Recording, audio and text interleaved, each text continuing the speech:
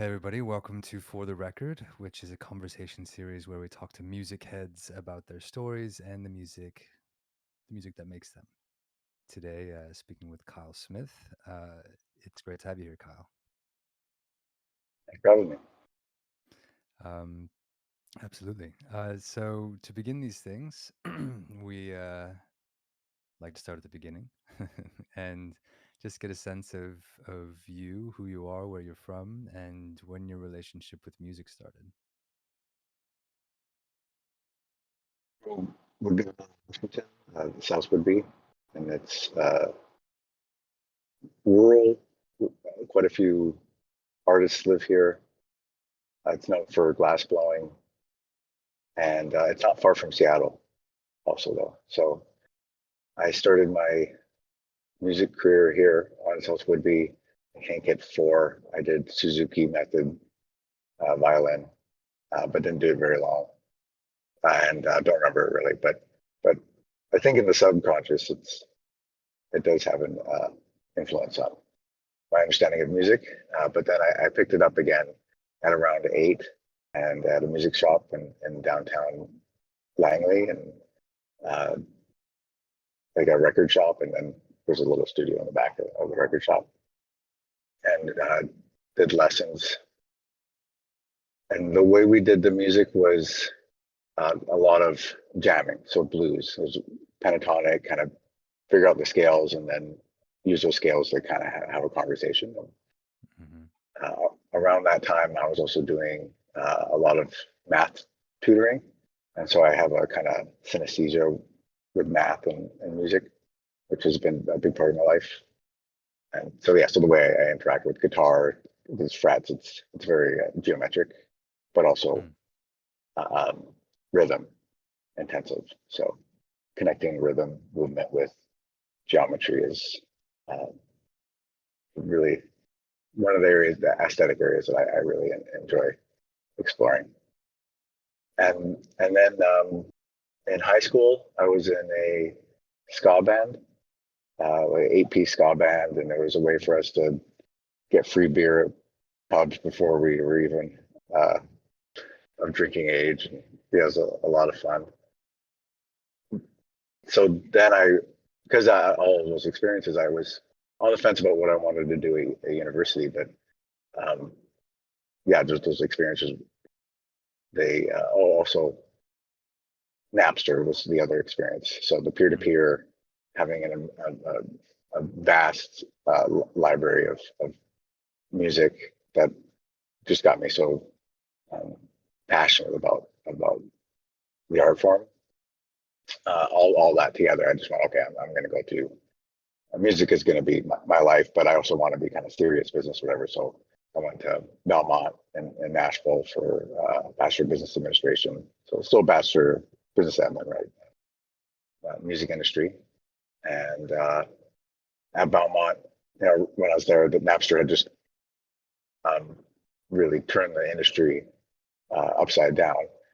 So that was also interesting. A major motivation when I was there in the first place was then like something that was kind of catastrophic when at Belmont, right? Trying to figure out a way to kind of bring in new revenue streams. Hmm. Uh,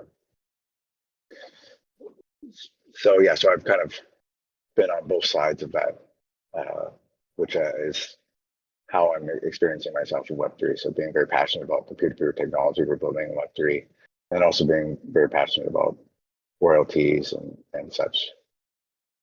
Um, yeah, so at Belmont, I was in a band, a bluegrass band. So I played a lot of mandolin, and that's Cool. the instrument I tend to play. Yeah, these days in professional settings. Um, we played the country music showcase. That was a lot of fun. And then the band went on to do some other fun stuff. But I went up to Toronto to be the executive assistant for Olay. I was just starting out in music publishing, which is now Anthem Entertainment, and it's a fairly large publisher now. The EA role was great. It was a 1-year apprenticeship, and so I just shadowed Robert Ott, who's the CEO, and got to be part of a lot of great meetings and business insights and know people. We had a secondment at SOCAN, so I got to know that PRO fairly well. So it was just a 1-year apprenticeship, and it was for someone who's going on to management or law school. And I went on to law school. Always at law school, I was thinking that I was, well, and I went more so for the management mindset, but seeing that most management or executive level in music publishing have law degrees. And so because it's contract law and copyright law, it's very law intensive. So either that person has been in the industry for a very, very long time and has self-learned or they've gone to school, and the people who've gone to school do have that backdrop of the entire context of the legal system, that tends to make the difference between people who are self-taught in law and who go to school.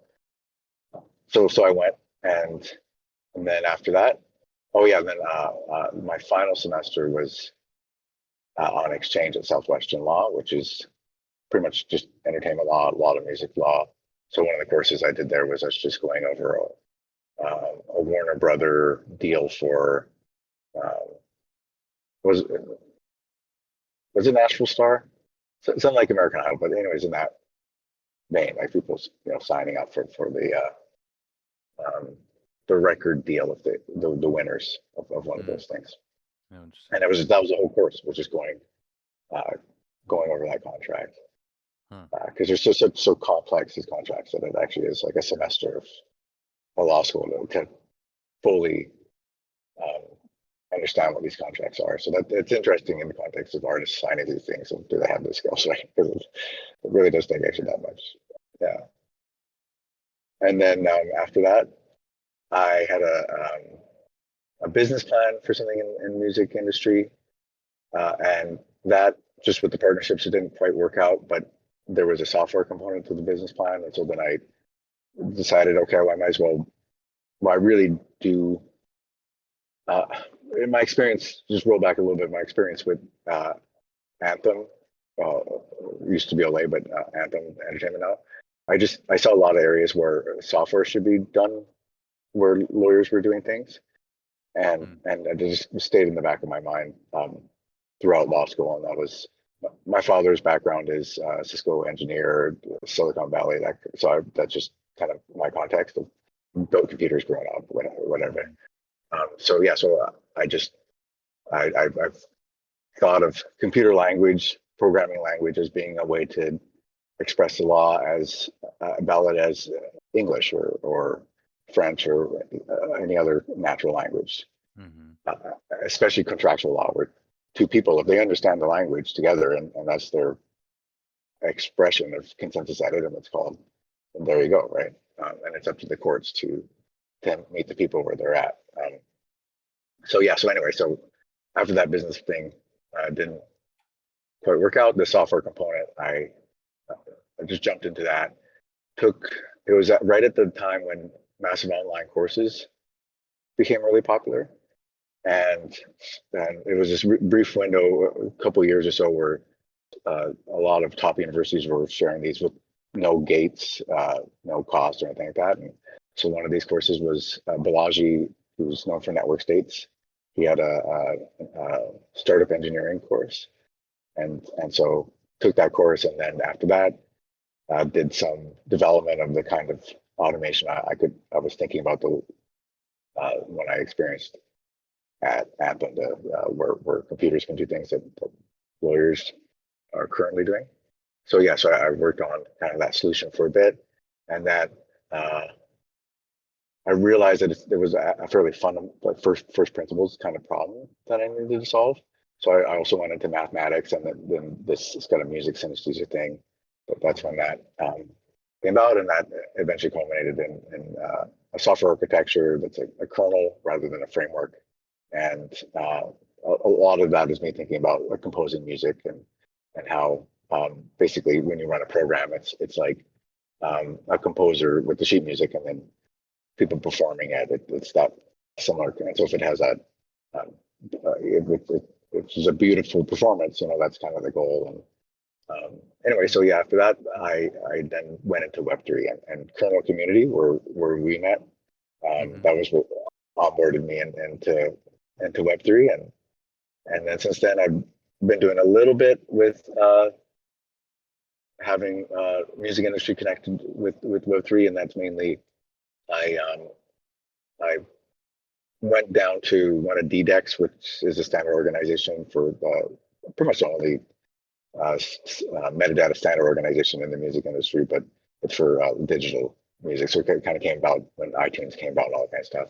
Anyway, so flew down to their plenary a year or so ago and pitched that they should do an NFT working group, or yeah, they should develop metadata for NFTs, and then a working group formed, and Matt Waters I went down and pitched with, who's CEO of Unchained Music.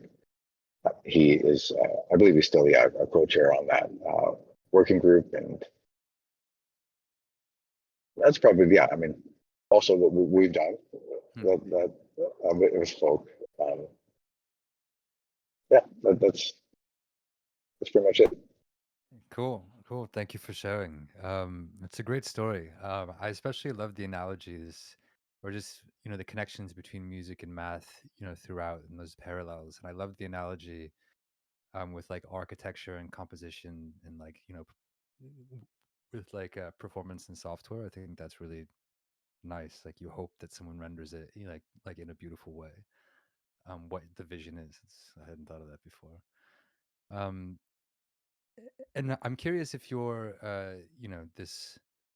this convergence of music and math, these two passions, if those have manifested or coalesced like in your listening habits as well. Like, have you noticed that you're attracted to music that I don't know, has polyrhythms, or is doing something, I guess atypically? Has that informed any of your own predilection to certain types of music? I think when I so some of the first principle stuff I did to develop that software um, architecture, it was tiling patterns in math. So that's, yeah, I've done a lot of geometry, like spatial geometry. And so while I was doing that, I was listening to more electronic music, so more Mm. music that was done recursively and highly patterned and all that. And something I was connecting while I was in that process is that rhythm is um, akin to position, and color is akin to the note. So Mm. right, there are only a few colors and there are only a few notes, but then rhythms, it really can just have endless complexity, and similar with position, like tiling, all the kinds of complexity we can do in tiling. So having Mm. that recognition that there's kind of a small finite set, understandable to kind of our consciousness finite set for the colors and notes, and then um, for the rhythms that actually can get so complex we just look at a big picture, right? And that's beautiful from kind of high level, but we can't ever, if we have rhythms be that Yeah. complicated. Yeah, yeah. Once you dive into the constituents, your mind starts to explode. Yeah, it's like you can only really, get the full picture if you do it holistically.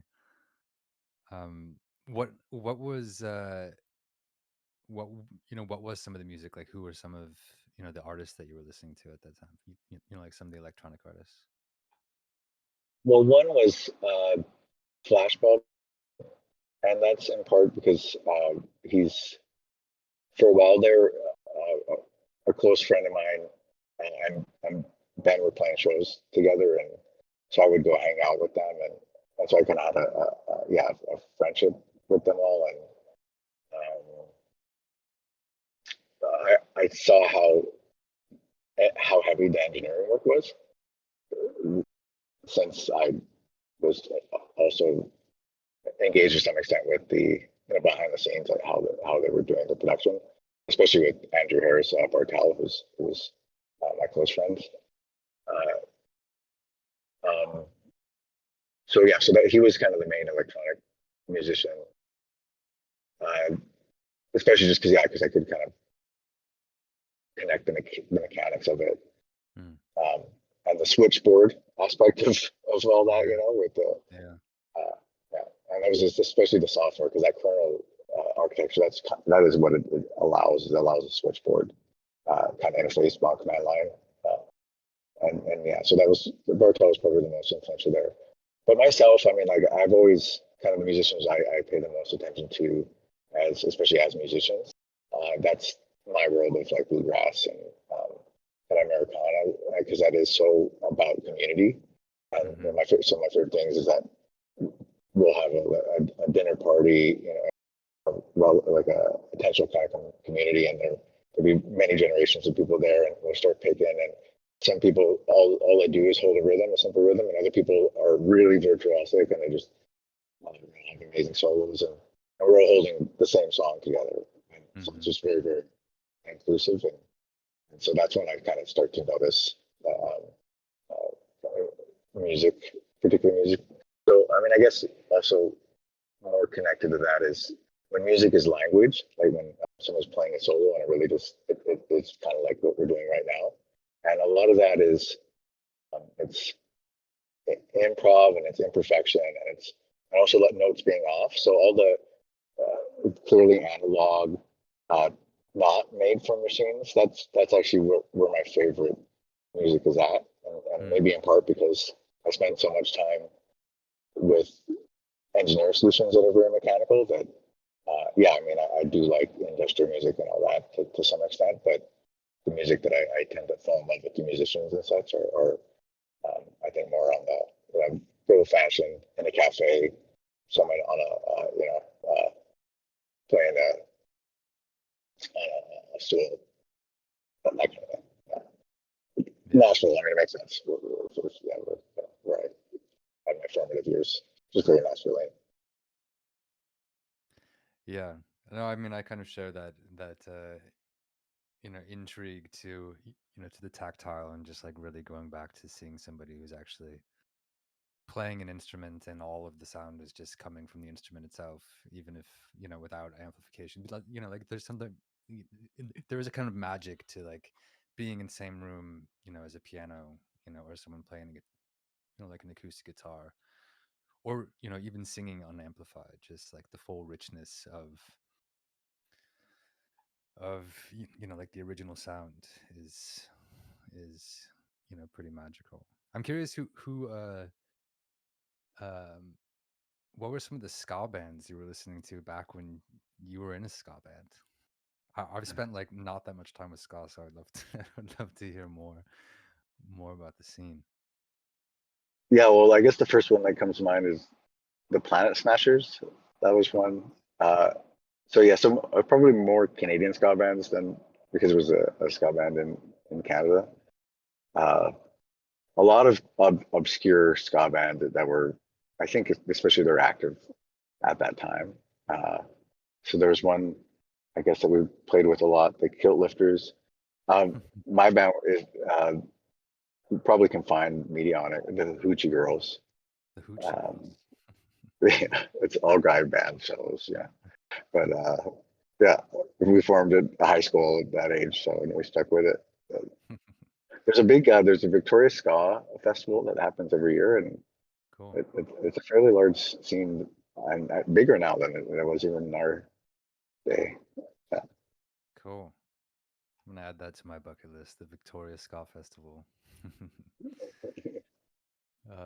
Yeah, I mean, I think I mentioned I do have a friend who's out on Orcas Island, which isn't far from you, and I owe him a visit. So maybe I'll try to time that around, whenever the Ska Festival is, and we can go together.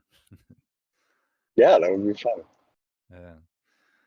Um, cool. And that seems like a good segue into, some of the other more music listening focused questions I have for you.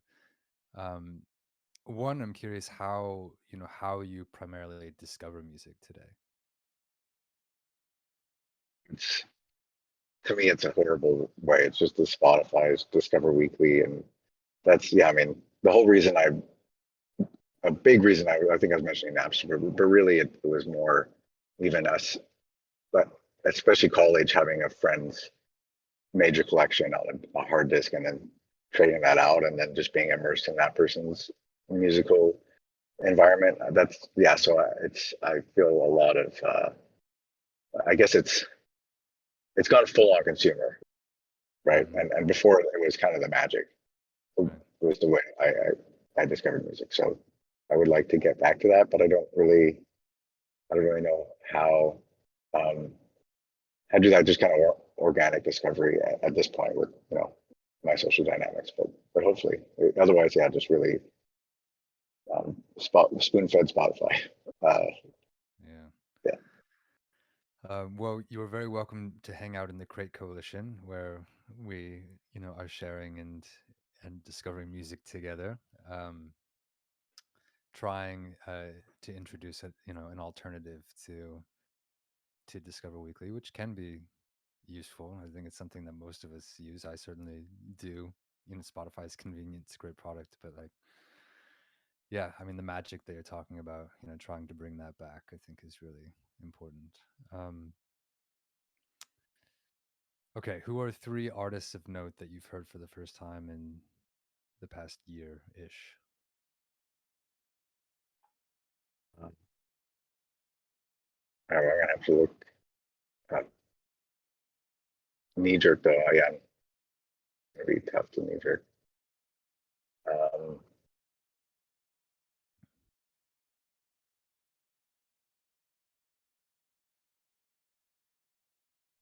Sierra Farrell. I really like Sierra Farrell.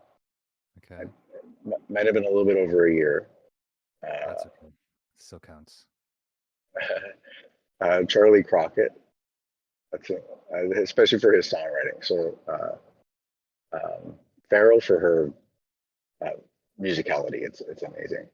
Hmm. I actually haven't paid attention to what song she's a songwriter on, but as a performer, especially for the cover music, that kind of stuff, she's just astounding and like a New Orleans busker for that kind of that background. Hmm. And then uh, Crockett, his songwriting is just very poetic and he's van life experiences so important expressions of kind of existing a lot of ways people are living in America. Hmm. Um, and then the third person, we have a thing here.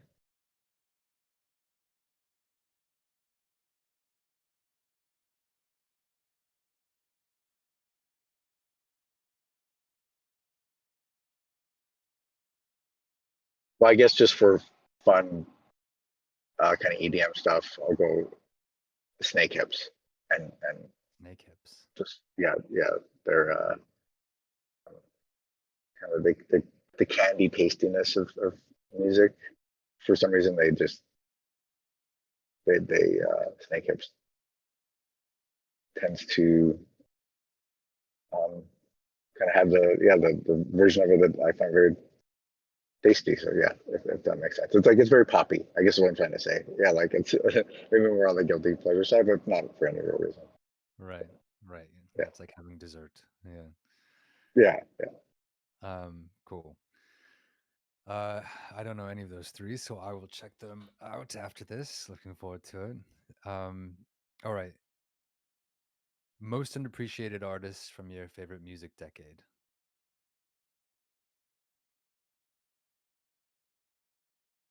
Oh, I mean, I think there's a lot of competition because in singer songwriters, which is probably my favorite, a lot of underappreciated singer songwriters out there. Fair. Um, yeah. Mm.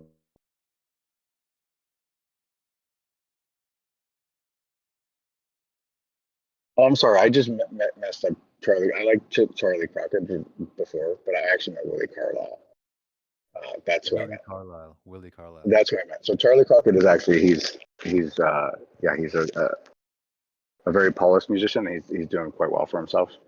He's also someone to check out. But I met Willie Carlisle for the great songwriter. Well, though actually Charlie Crockett's also a great songwriter. Just Okay. more, I guess, successful, established. Were Willie's, I guess, uh, down and out and kind of blues, like legit bad hard life kind of blues. But Got it. anyway, so for your current question, um, the past 10 years,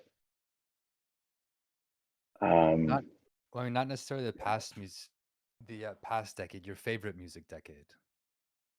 so what's the question again? One of my favorite music decade? The the most underappreciated artist from your favorite music decade. Oh, okay, sure. I'll go Mark Allman then. But Mark Allman. let's go with that. Yeah. Nice. I like that one. Um, cool. Okay, and here's the big question. Um, you're going to a desert island and you get to bring three records with you. What are they?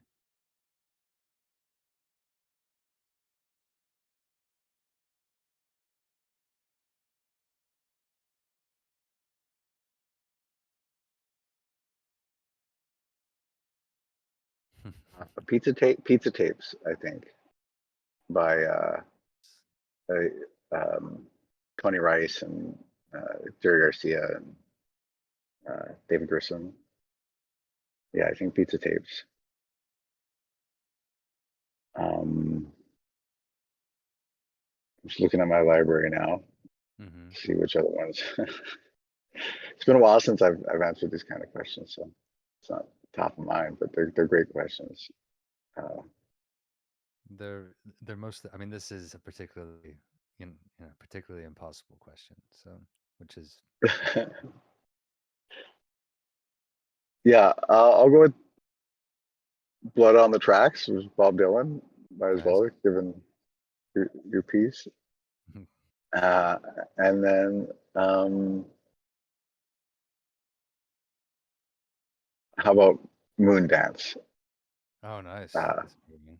yeah, Cool. I don't think I know pizza tapes, but the other two I'm quite familiar with and can attest to those being great, great selections. Pizza Tapes has a Um, great story behind it. It's they uh, they recorded basically like a demo track, but they just a studio. I think at Jerry Garcia's place. They mhm. recorded this album, but just for them, bluegrass kind of. And then they had the tape on the counter, and then when the pizza boy delivered pizza, he stole the tape, and Oh, then there's this whole uh, Grateful Dead bootleg distribution system. So yeah, it yeah. quickly spread, and then it became a really popular album, and then they eventually released it themselves. But that's why it's called pizza tapes because there's the pizza delivery guy. Stole the tape. Wow, Yeah, that's amazing. Um, yeah, I used to, a former partner's parents were pretty into the Dead, and some of their friends used to be part, of that distribution scene as well. So I'm surprised I never heard of the pizza tapes, but that's a great story. Um, cool, Kyle. That was the last hard question. So, really appreciate you and your work and your time and your energy. For people who want to follow along with what you're doing, where is a good place for them to check out your work, your projects, or follow along? usually most social media I'm best ape on it. So BESTAPEX.com. That is where I kind of post the most. Hmm. But I'm on the other sites and also open for DMs, I suppose. Yeah, why not? Cool. Cool. Hesitantly open to DMs. Yeah, yeah, yeah. Cool. And now that you've been on the show, what other music heads in your life do you think would be a good guest to have on? Um, well, if you haven't had on Matt Waters, he'd be a good one. Yeah, I haven't. I haven't had Matt on. Yeah, it's a good idea. Noted. Um, cool. Awesome. Well, thank you again, Kyle. This has been really great. Really appreciate you taking the time to chat music and sharing more about your story.